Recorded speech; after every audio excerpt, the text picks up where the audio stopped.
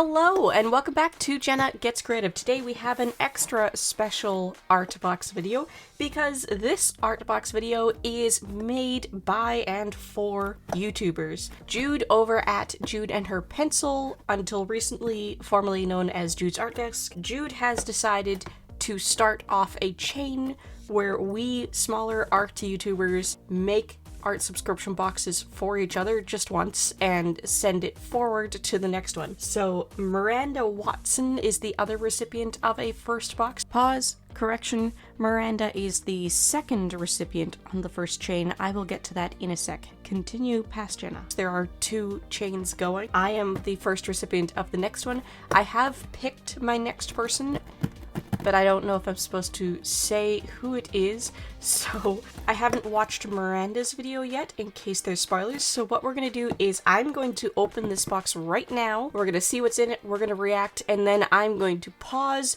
watch Miranda's video, do a couple chores around the house so I can think about what I'm gonna do with this, and then we will make art.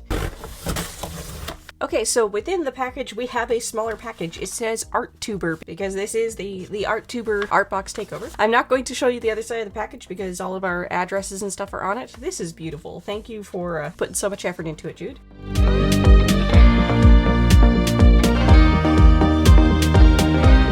There's a menu card and everything. That is so cute. Alright, these were in a recent Scrawler box that I didn't get, so that's really cool. Alright, what do I even look at first? So we have some acrylic wash from Turner. We have cobalt blue and violet. That is so cool. I've been wanting to try this brand. We have the Brunzil Expression series, double-sided fine liner brush pens. This is the Venice collection, Venice edition. And like I said, these were in a recent Scrawler box.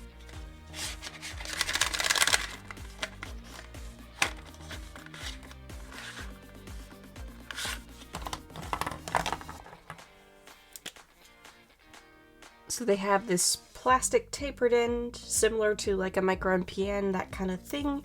And we have a brush. It already looks a tad fuzzy. I have heard that these don't last super long, but I am very interested to try these.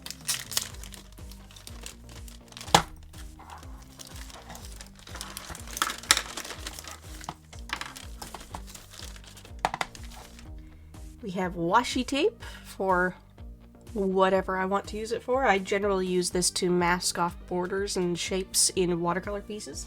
We have a Pentel Sleeky gel pen. So this is a black, it says 0.25 roller ball. We have a number 4 round basics Liquitex brush. And we have a non-photo blue sketching pencil from Carandash. That's really cool. Just for comparison, this is the non-photo blue from Prismacolor. It does look like the Carandash is paler, which probably means it works better. And what's in this cute secret little wrapped up package? Ooh, okay. So we do have a tiny sketchbook. That is cool. I was given the impression that there wouldn't be a sketchbook. I was told that the other one has a sketchbook, and everybody have decided that it would be cool if all of us do a piece in this and just like keep this moving forward, pass it on to the next person and the next person and the next person. So I will be doing that. My next person will receive this sketchbook. I believe this is actually art paper though, because there's multiple sheets in it. At first I thought it was a cardboard backing, but there's definitely multiple sheets. Alright, let's take a look at this card. ArtTuber Art Box. Optional prompt, a strange and beautiful place. We have Brunzil fine liner / brush Venice set. Handmade by Jude, 2.5 by 2.5 inch hardbound Arches watercolor tiny sketchbook with 20 pages. 3 Winsor Newton mixed media paper, 250 GSM, so that's what this is. 2 Turner acrylic gouache. A Carandash Sketcher non-photo blue pencil, Liquitex Basics round brush, size 4, Pentel Slicky 0.25mm black pen, and mini masking tape. Hey Jenna, love what you've been up to on your channel. Thanks for the inspiration. Enjoy the box, Jude.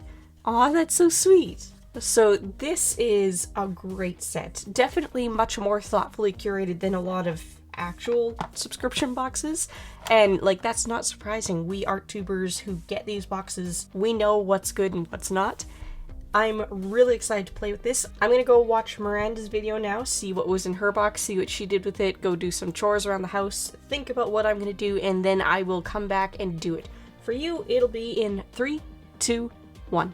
Alright, so Jenna of the future coming to you now. I have finished the piece. So as I did interrupt myself and mention, Miranda Watson is the second recipient of the first chain box. That box first went to Jake of Doomsayer Designs. I will link everybody. I want you guys to go check out everybody who is a part of this really cool challenge. And it looks like Jake received his box much earlier than I did. So I'm actually wondering if there are going to be more than 2 chains. Wouldn't that be cool? And also, as I mentioned, I will be including the little mini sketchbook in the box that's going ahead to my next person. So, spoiler on one thing that will be in it. This will be the traveling sketchbook for our chain until it fills, and then whoever finishes the last page should return it to Jude and send a new sketchbook on for the continuation of the chain. Hopefully it goes at least 20 people, right? Everybody else who has done this so far has at the very least linked to the channel who's getting the box next. So I will announce that I am sending this on to Darkstar Creations. I will link her channel as well, and I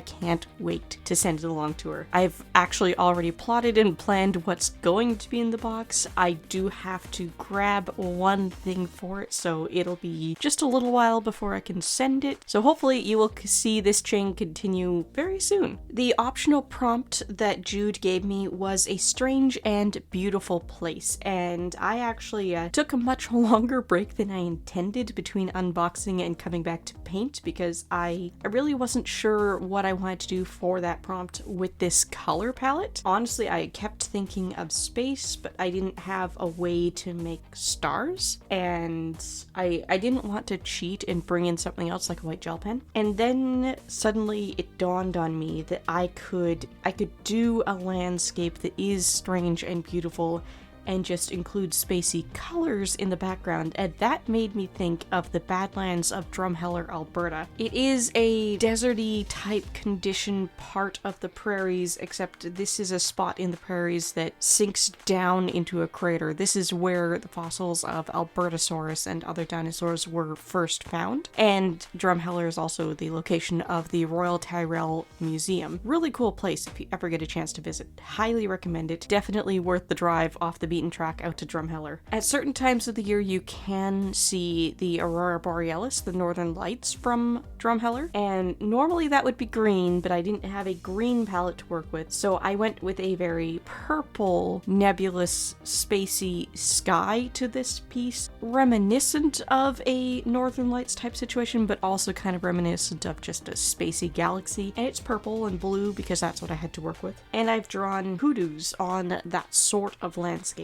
I was loosely looking at a photo of some of the more prominent hoodoos that are very close to the museum, but it's not meant to be exact. I thought I would do a very similar piece in both the sketchbook and on one of the extra pieces of paper that Jude included in the box. Both because I can pass this on and keep it for myself, and also because I get to put these 2 completely different types of paper to the test, doing a similar piece in exactly the same materials at the same time. So again, just a reminder, the mini sketchbook, that is Arch's cold press watercolor paper. I believe it's cold pressed. That is very, very textured, and that normally means cold pressed. So that's going to be 300 GSM. That's going to be heavyweight stuff. That's a brand that people strive to be able to buy. That is a very, very high quality, professional, archival artist watercolor paper. It's meant for watercolor. It's meant to last. It's meant to show off the paints and materials to the best of their ability. The other strips of paper are Winsor and mixed media paper. They're a little bit lighter at 250 GSM. They have a much smoother texture, and they're meant to accommodate a wide variety of mediums, which is really great, especially since this is a mixed media box. This is not just gouache, this is not just ink, but it's not specifically watercolor paper. paper. It's not specifically for wet techniques and getting the best out of a paint. It is for accommodating anything you put on it. And, you know, like they say about engineers, jack of all trades, master of none. That's what you can say about a mixed media paper. It works for everything, but it's not the best option for anything. So very, very interesting to compare the result on the two different types of paper. I will say that on both types of paper, I did get one spot where the purple gouache just stayed as a very pigmented, concentrated clump. It didn't spread out in the water, so that was interesting. It was interesting that both papers did it. On the mixed media paper, it looks like I have a crayon mark on it where the gouache stayed really pigmented. On the watercolor paper, it's still definitely a water-based paint. It's still definitely dispersed. I just have this UFO hovering above one of the hoodoos. It's just a little bit darker. So that was an interesting comparison. I noticed when I first made the background wet to do a wet into wet technique. On the watercolor paper, that was very, very thirsty paper. It soaked it all up. So when I wetted everything and then put my darkest color along the border, it pretty much stayed there. It did do very nice feathering out into the center just a little bit. That's exactly what I wanted it to do. On the mixed media paper, there were areas that were just completely overrun with that darker color, and I put the same amount of color down. So that means that the mixed media paper didn't absorb as much of the priming water. It just sat on top, and it really allowed that paint to run everywhere that the water had been placed. I did mix ink from the brown colored pens with the blue gouache to get the very dark Payne's gray, almost black shade that I started the borders with, and that worked amazingly well. Then we went into a purple from the gouache, and then we went into a dull purpley gray by mixing some of the blues and some of the purples in the pens. As you can probably see on screen, but just in case you can't, I am doing all of this mixing on a basic ceramic plate. For the landscape and the hoodoos, that is exclusively done in the pens. I started with the palest peachy